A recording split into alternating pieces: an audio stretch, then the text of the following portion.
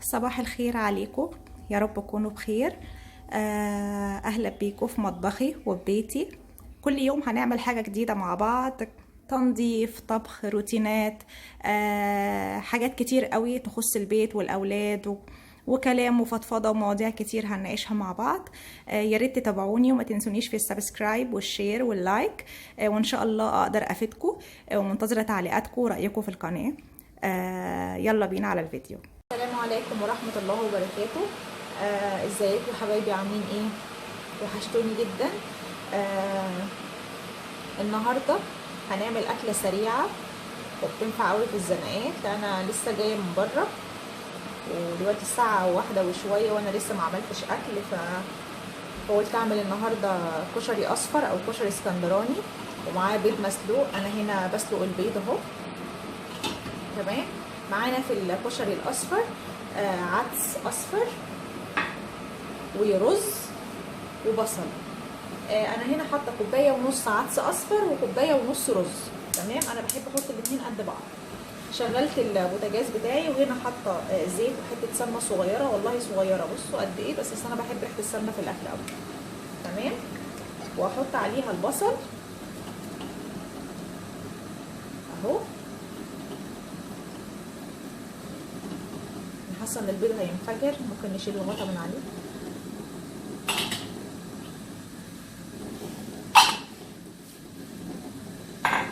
احط بس شويه ملح على البصل.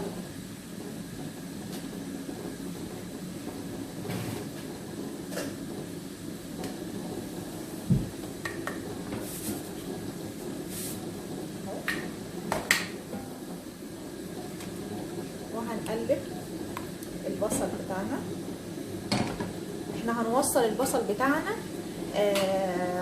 يعني هنخليه محمر عشان يبقى طعم العدس معانا حلو. هوصل بيه للمرحله ديت، هقعد اقلبه كده لحد ما اوصل بيه للمرحله اللي بكلمكم عليها وهرجع لكم تاني. ورجعت لكم تاني حبايبي. بصوا البصل دلوقتي لسه برده ما وصلش للون اللي انا عايزاه. انا عايزاه يبقى اغمق من كده. تمام. يعني اول ما يبدا يحمر وهيغمق ايه، نقوم حاطين على طول الرز والعدس. تمام. هو قرب، يعني هو كده قرب. نفضل نقلبه كده. احط بس كمون. انا ما بحطش على الكشري الاصفر غير ملح وكمون. عايزه تحطي شطه حطي، انا ما بحطش شطه بصراحه خالص في الاكل. عشان ايه؟ عشان الاولاد. وزي ما قلت لكم الاكله دي سهله وسريعه، ما بتاخدش وقت خالص. تمام. يعني انا زي ما قلت لكم جيت من بره وبجد والله انا تعبانه جدا. بس ايه، قلت لا برضو اعمل حاجه سريعه كده في البيت، مش هتاخد مني وقت ان شاء الله باذن الله. ومفيده جدا طبعا، العدس مفيد جدا، مليان بروتين وعامله معاه بيض. هتبقى اكله حلوه قوي ان شاء الله. ويبقى اليوم خلص يعني، لان انا الاول كنت ببقى ضعيفه جدا قدام الاكل من بره. يعني انا اتزنق، ارجع متاخره، مكسله، اقوم جايبه اوردر ومخلصه الدنيا. بس بصراحه يعني اكتشفت ان ده غلط جدا، بجد غلط جدا. يعني انا في يوم بنتي تعبت ومعدتها تعبت وكنت طالبه من مكان، يعني كان المفروض ان هو مكان كبير، بس للاسف بنتي تعبت جدا من يوميها. وانا بقيت اخاف وبقيت اقرف جدا جدا من اكل بره. فايه، بقيت اضغط على نفسي وايه، ونستعين بالله كده ونعمل الاكل ان شاء الله في البيت. حتى لو اكله بسيطه مش مشكله، بس نبقى اكلنا برده في البيت. والنهارده عملنا اكله بسيطه، بكره نعمل اكله تقيله ونصالحهم، مفيش مشكله خالص يعني. تمام. بصوا البصل اهو بدا خلاص اهو، يعني هيبدا يغمق معايا. ما سيبوش بقى، انا ما اسيبش البصل واروح في اي مكان. لا، انا واقفه قدامه اهو. فاضل له يعني سنه بسيطه جدا جدا جدا اهو. بصوا فاضل له سنه صغيره قوي.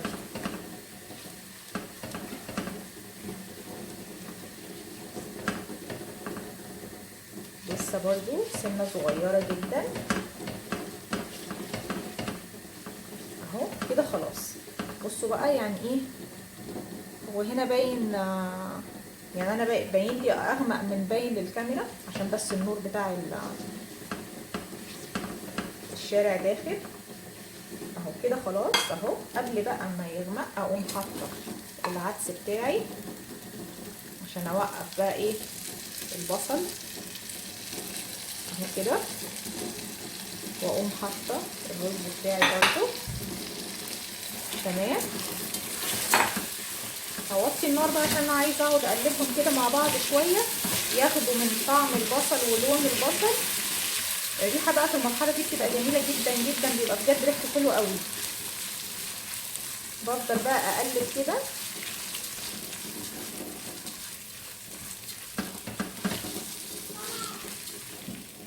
نقعد نقلب كده، بس انا موطيه يعني النار. هقعد اقلب فيه لحد ما احس ان هو غمق شويه من لون البصل، وهنزل عليه الميه. لما اجي انزل عليه الميه هجيلكوا استنوني. هعتلكوا تاني كده خلاص. الرز والعدس شربوا من البصل وغمقوا اهو شويه. ريحته بقى جميله جدا بجد، ريحته حلوه قوي. هنطفي على البيض بقى واسيبه كده لحد ما اخلص تمام. دلوقتي بقى هحط الميه المغليه بتاعتنا الكشري الاسكندراني او الكشري الاصفر. الميه بتاعته زي بالظبط كاننا بنسوي رز بالظبط تمام. يعني احنا حاطين كوبايه ونص عدس وكوبايه ونص رز، يبقى هنحط 3 كوبايات ميه. وزي ما اتفقنا نبقى قافلين الغطا كده بس عشان ايه الدنيا ما تبص معانا والطرطشه. انا مش عايزه اقول لكم اصلا ايه، بسبب ان انا جايه مستعجله وكده المطبخ في حاله يرثى لها الحقيقه. هبقى اصور لكم ان شاء الله باذن الله في مره تنظيف المطبخ وكده لما ابقى راجعه كده متاخره او حاجه. يعني انا لحد ما البصل احمر كده ما فضلتش واقفه قدام، ولا انا فضيت الغساله ظبطت شويه حاجات. هبقى ان شاء الله باذن الله اصور لكم الروتين بتاعي في يوم باذن الله ان شاء الله لو انتوا حابين يعني ونتشجع كده مع بعض.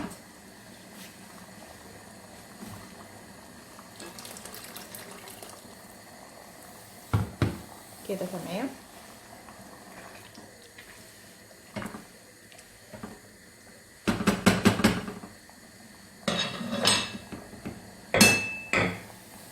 هنقله بس على عين الصغيره.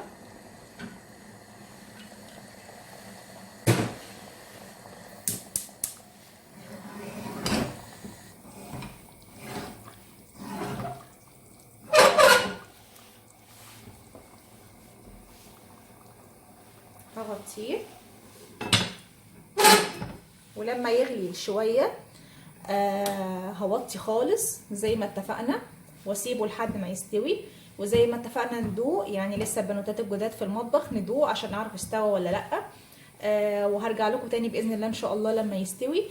استنوني تاني حبايبي. احنا دلوقتي هنعمل بقى البيض المدحرج لحد العدس بتاعنا سوري الكشري الاصفر ما يستوي. انا حطيت هنا قطعه سمنه تمام. هنسيبها كده ايه تسيح شويه. هنا البيض اتسلق خلاص وقشرته.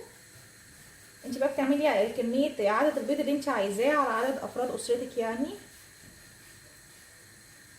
انا بعمل جنب الاكله ديت طماطم مقطعه من غير اي حاجه. يعني انا بقطع كام طماطمايه كده واحط عليها ملح وفلفل وناكلها كده جنب الاكله دي. ما بعملش جنبها اكتر من كده بصراحه. احنا اتعودنا ناكلها كده ويبقى طعمها جميل قوي اهو. خلاص بقى ننزل البيض بتاعنا. البيض المدحرج ده بقى يا جماعه حاجه كده خرافه اهو. ونسيبه يتدحرج بقى نخليه يتدحرج على قد ما يقدر اهو. هرش بس شويه عليه شويه ملح وفلفل،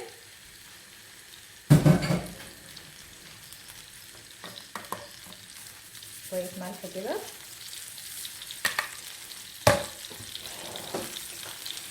شويه فلفل اسود،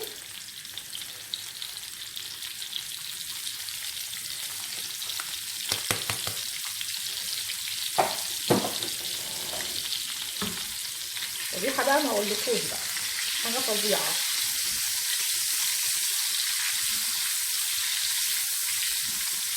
واللي افضح حاله المطبخ دلوقتي يا جماعه، والله انا ببقى شايله هم المطبخ قوي لما بتزنق في الوقت.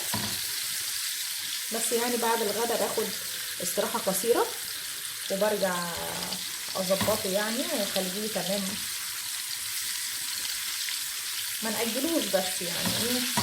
طبعا ساعات بيبقى غصب عننا ما بنبقاش قادرين، بس على قد ما نقدر برضو ايه ما نراكمش الشغل علينا عشان الدنيا كده ما تبقاش متوتره معانا. انا بتوتر جدا لما بحس ان المطبخ بالذات يعني، انا لو المطبخ عندي رايق خلاص الشقه كلها كده رايقه. زي ما قلت لكم ما نراكمش الشغل علينا، ومش معنى ان احنا واقفين بنعمل الغدا ان احنا بقى نفضل واقفين قدام الغدا، لا. انا زي ما قلت لكم لحد ما البصل اخد لون عملت شويه حاجات في المطبخ كده، بروح واجي عشان بس الرجاله تعرف الستات قد ايه بتتعب، عشان هما بيستهينوا بينا يا جماعه. معرفش بيستهينوا بينا ليه، والله بنتعب جدا بجد. ربنا هو اللي بيدينا القوه دي بصراحه والله العظيم. الواحد ساعات لما اليوم بيخلص بيقول هو انا عملت كل الحاجات دي ازاي؟ ده بيبقى ربنا بجد يعني واقف معانا وحاسس بينا احنا الستات بجد بنتعب. بصوا بقى البيض بدأ كده يلون تمام.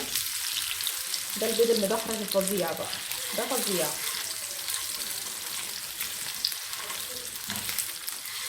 بس كده انا هطفي عليه. انا مبحبش يعني اخليه غمق قوي، لا هو كده بالنسبه لي حلو قوي. خد طعم السمنه والملح والفلفل كده كفايه قوي. وكده احنا يعتبر خلصنا الغدا، عملنا البيض وسلقناه وضحرجناه، وادي العدس بيستوي معانا. كشري الاصفر، مش عارفه ليه عماله اقول العدس وهرجع لكم باذن الله ان شاء الله في الطبق النهائي، استنوني. رجعت لكم يا حبايبي، وكشري الاسكندراني او الكشري الاصفر استوى معانا. ريحته فظيعه قلب البيت، ودقته طعمه روعه بجد. طعمه والله يا جماعه طعمه تحفه بجد، طعمه حلو قوي. وعملت جنبيها الطماطم اللي قلت لكم عليها، بقطع بس طماطم واحط عليها شويه ملح وفلفل. ودي كانت غدوتنا النهارده، غدوه سهله وبسيطه ومفيده وفيها فيتامينات فظيعه وحلوه جدا. عودي اولادك ان هم ياكلوها كده كل فتره، وانت كمان تريحي نفسك لو تعبانه شويه مفيهاش حاجه يعني. تمام ان شاء الله باذن الله. يا رب الفيديو يعجبكم، ولو عجبكم ما تنسونيش في اللايك والشير والسبسكرايب، ويا ريت تفعلوا الجرس عشان يوصل لكم كل جديد عن القناه. اتمنى باذن الله ان شاء الله ان الاكلات بتاعتي تعجبكم، ومستنيه رايكم في التعليقات. واشوفكم في حلقه جديده وحلو جديد وطبخه جديده من مطبخي ومطبخكم، مطبخ جديده. باي.